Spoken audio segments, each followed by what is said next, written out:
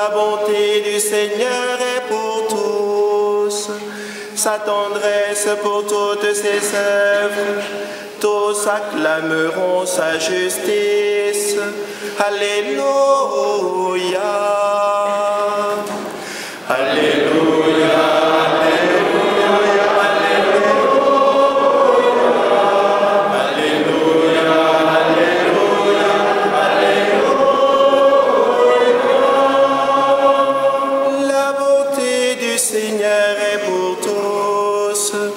Ils acclameront sa justice. Alléluia. Alléluia. Alléluia. Alléluia. Alléluia. Alléluia.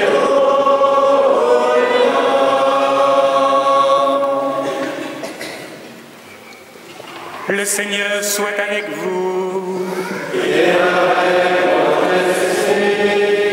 Évangile de Jésus-Christ selon saint Matthieu.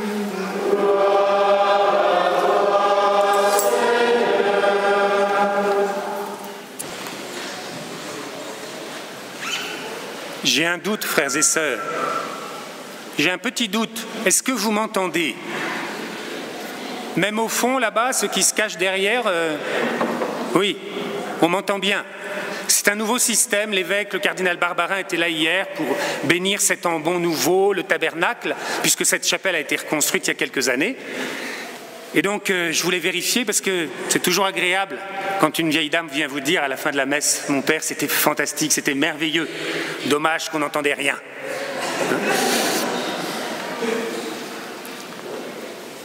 Aujourd'hui, Jésus nous donne une parabole qui défie toutes les règles de notre logique humaine. C'est vrai, quoi. Le royaume des cieux est comparable à un maître qui sort à 6 heures du matin et qui embauche à 6 heures du matin pour 12 heures de travail. Oui, hein, du temps de Jésus, on n'est pas aux 35 heures. Pour 12 heures de travail jusqu'à 6 heures du soir. Et il se met d'accord avec eux, etc. Et puis toute la journée, il va aller sur la place et voir qu'il y a des gens qui font là sans rien faire. Ça arrive, le chômage. Et toute la journée, il leur dit « Allez vous aussi à ma vigne, allez travailler !» À 9h, à midi, à 15h, et même à 17h, 1 heure avant la fin du travail. Allez vous aussi à ma vigne. Et puis, quand 18h arrive, parce qu'à l'époque, oui, on ne retient pas le salaire pendant un mois, le patron doit tout de suite payer celui qui a travaillé. C'est pas mal parce que ça permet quand même de vivre. Mais ça, c'est du temps de Jésus, nous on s'est organisé autrement. Bon, admettons. Et alors il commence et il dit bien à son intendant, celui qui distribue les pièces d'argent, commence par les derniers venus. Et l'intendant sait très bien, il connaît son maître, lui, il n'a pas besoin que le maître lui en dise davantage.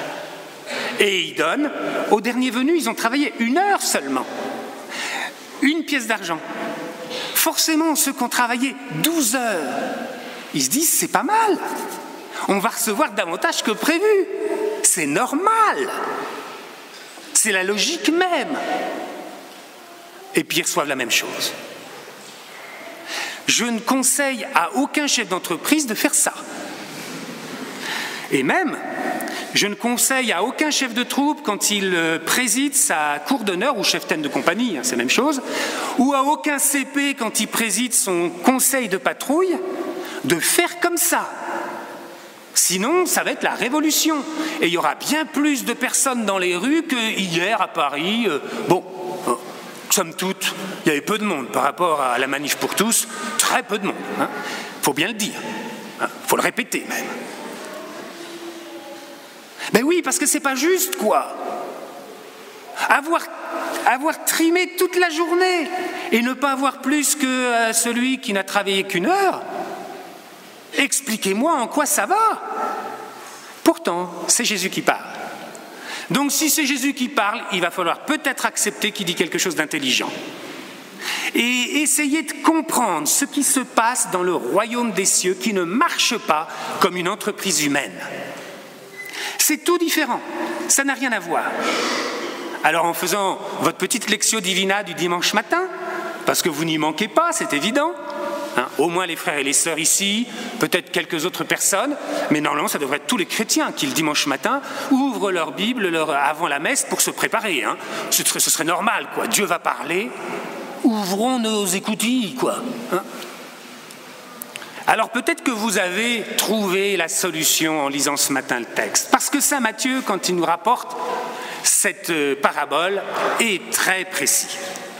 Vous l'avez remarqué, je l'ai lu, donc vous l'avez tout de suite remarqué.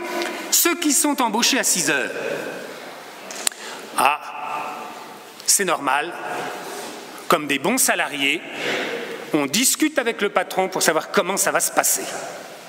Ah oui, discussion entre salariés et dirigeants, on connaît ça. Tous les hommes font ça, on calcule. Et donc on se met d'accord avec le patron en lui disant « écoute, mais oui, d'accord, tu nous envoies ta vigne, mais tu nous donneras quoi en échange ?» Ah oui, ça c'est un peu particulier quand il s'agit du bon Dieu quand même, non? Si vous commencez à faire du commerce avec le bon Dieu, vous êtes mal barré. Ah oui, ça ne va pas aller. Et si vous remarquez, plus on avance dans la journée, dans la parabole, encore ceux qui sont à 9h, le patron est obligé de leur dire « oui, je vous donnerai ce qu'il faut, je vous donnerai ce qu'il faut ». Et puis ensuite, de moins en moins. Et ceux qui y vont 1 heure avant la fin du travail, il leur dit juste « allez à ma vigne ». On est un peu étonnés. Non mais vous êtes fous d'y aller. Vous avez peut-être travaillé qu'1 heure, mais peut-être pour rien du tout. Et ils y vont quand même, les gars. Pourquoi ? Parce qu'en face du bon Dieu, on a toute confiance.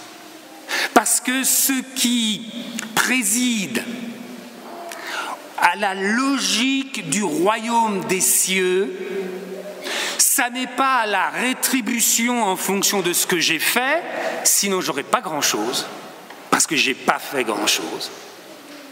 Mais ce qui préside les règles du royaume des cieux, c'est la bonté de Dieu pour tous. Ah, nous avons du mal. Ah, nous voulons la justice. Nous réclamons la justice. Alors là, moi je vous préviens. Je vous préviens tous. Du plus petit au plus grand. Si vous réclamez la justice à Dieu, vous allez l'avoir.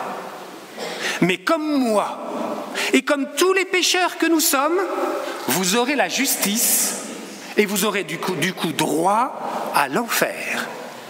Parce que, comme pécheurs, si Dieu voulait nous compter les choses avec justice, il nous enverrait tous en enfer. Ah ouais, même le plus saint des frères, parce qu'il y a sûrement des frères qui sont saints, là, qui se cachent bien, mais qui sont des saints, ou la plus sainte des sœurs, là. J'en suis sûr qu'il y a des petites saintes, ou le plus saint des petits-enfants, parce qu'il y a des enfants qui sont des saints aussi. Même cela, si Dieu appliquait sa justice, eh bien, il serait ennemi de Dieu à cause du péché. C'est pourquoi je vous invite, et Dieu et Jésus vous invitent, à ne pas réclamer la justice de Dieu, mais à faire confiance à Dieu, confiance en sa miséricorde. Ah, ça c'est très intéressant pour un début d'année quand même. Un début d'année scout, guide, etc. Un début d'année d'un mouvement, c'est quand même pas mal.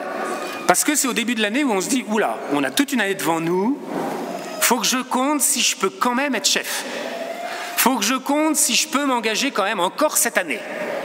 Est-ce que je vais y arriver ? Et c'est normal. C'est un peu légitime de se poser cette question. Il faut être un petit peu concret. Oui. Sauf que si je n'ai que cette démarche de calcul, je me mets en dehors du royaume des cieux. Si je n'ose pas avancer en disant « Seigneur, je te fais confiance, On me demande d'être CP. On me l'a demandé un jour à moi. Je me suis posé des questions. On me demande d'être chef de troupe. On me demande d'être ceci, ça. Mais je ne vais jamais y arriver. Ah oui. Si je n'ose pas mettre un pied dans... C'est vrai pour le cisonnier, c'est vrai pour n'importe... Hein, et ceux qui n'ont pas encore fait, hein, des scouts qui n'ont pas encore fait leur promesse, là. Oh ouais, non, mais attendez, la promesse scout, c'est énorme. Oui, c'est vrai. C'est énorme. Mais est-ce que tu as des tripes, oui ou non? Et Jésus, dans la parabole, nous donne en exemple des types qui ont des tripes et qui, sans sourciller, vont à la vigne bosser en toute confiance. Eh bien voilà, c'est pas mal pour commencer l'année. Les ouvriers de la dernière heure. Et que ceux qui sont arrivés avant ou que ceux qui ont déjà trimé beaucoup apprennent à se réjouir de cette générosité de Dieu qui ne compte pas. Dieu ne compte pas, heureusement. Dieu est généreux. Et je suis sûr que si on donnait la parole à tel ou tel parent de famille, père ou mère de famille, à tel ou tel frère ou sœur, pourrait dire régulièrement, mais oui, mais attendez, moi j'ai donné ça. Mais le bon Dieu, il m'a donné tellement en retour. Il est généreux.